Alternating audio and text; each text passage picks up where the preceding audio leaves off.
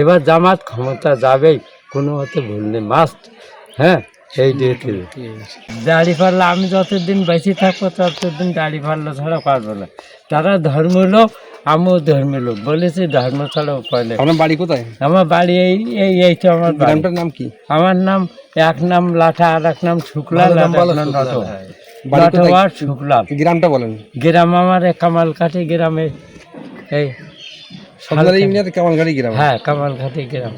আমার ওই যে জগন্নাথ মন্দিরও আছে। ঠিক আছে। কি বলছেন যে জামাত কি দল?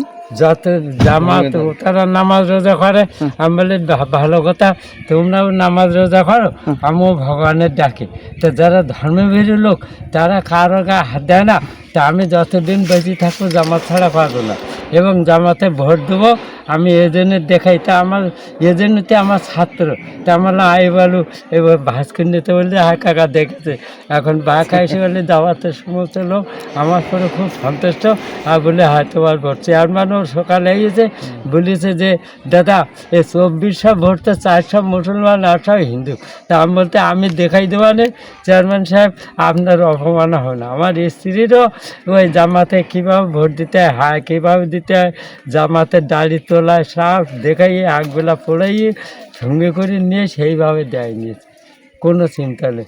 অনেকে অনেক হুমকি দেখিনি হ্যান্ডসান ওই বলের পাটে ওগুলোকে সর।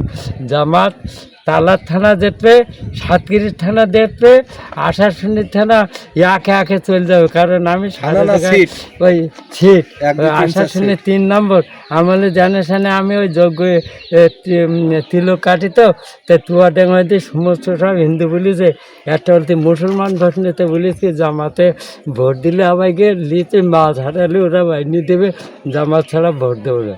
তাতে করে জামাতে একে একে জিতে যাবে এই আশা শুনে। আর হতে শ্যামনগর হতে পাইকগাছা এগুলো সিট হবে। আর 90টা সিট হতেছে শতান্তরে, 80টা সিট জামাত পাবে। এবার জামাত ক্ষমতা যাবেই, কোনো মতে ভুল নেই, মাস্ট। হ্যাঁ, এই ডিউটি।